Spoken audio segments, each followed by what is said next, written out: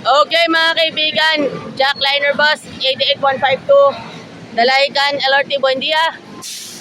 Sa pagkakataon nito, hindi ito Batang Quiapo ha. Hindi ito Batang Quiapo, alam na. Yang LRT, alam na this. Kaya ito sabi ko na nga ba sa inyo. Rapal First Gen and Raven Rogelio. Siguro Lambert Abdua Jr. is now on 88134. Tandaan ninyo alam na this 88152. Welcome po sa ating vlog dito po sa Jack Liner Bus 88152 mga kaibigan. So mga kaibigan, para sa mga mahilig doon sa spices, pumunta na kayo. Yan, pumunta na kayo sa pinakamalapit na branch ng McDo para makakain lang kayo. Meron ding kasi alam naman natin si Kevin Parado. Andito po, yan mga kaibigan, dito and nasa dulo we'll have Kevin Parado mga kaibigan. Kevin Parado, second generation. Okay mga kaibigan, first gen Rapal. Last week na-mention natin yung second gen Rapal. So mga kaibigan, bibigyan natin ng pagkakataon. So eto mga kaibigan, kasi eto well celebrated naman ang lahat. Kaya nga binibigyan na pa natin ng pagkakataon. So happy Sabbath po sa ating lahat. Kaya nga tsaka pala, shout out sa lahat. Si Sir Mel, yan, si Sir Mel mga kaibigan, nandito sa Santo Tomas, Batangas, para mag video presentation po tayo. Wala pa dalawa? Yan mga kaibigan, video presentation mga friends.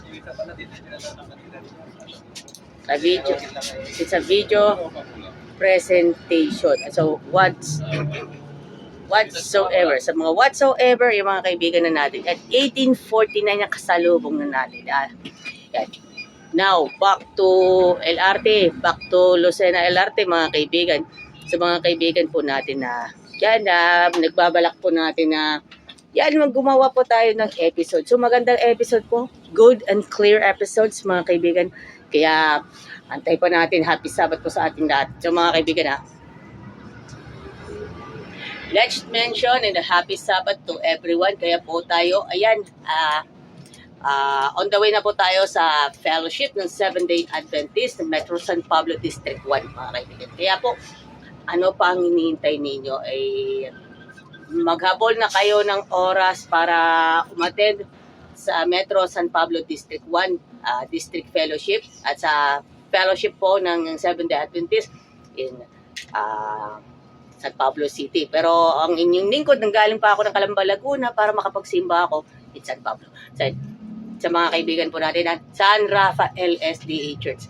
Ariel Amor, and of course, at mga kaibigan, Ariel Amor, and of course, si Ate Gigi Bondad. Mamaya po natin makadao pang palad na natin. At shoutout po sa pamilya Rapal, Gen 1, Gen 2. Thank you very much.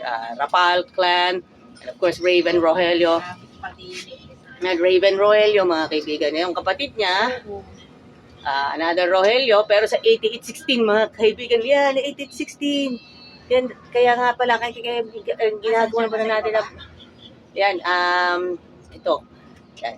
Kaya hanggang dito na lang muna ang ating, thank you.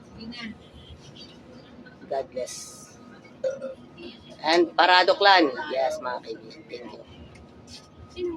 The finest quality of Adventist education in the heart of San Pablo City, Laguna.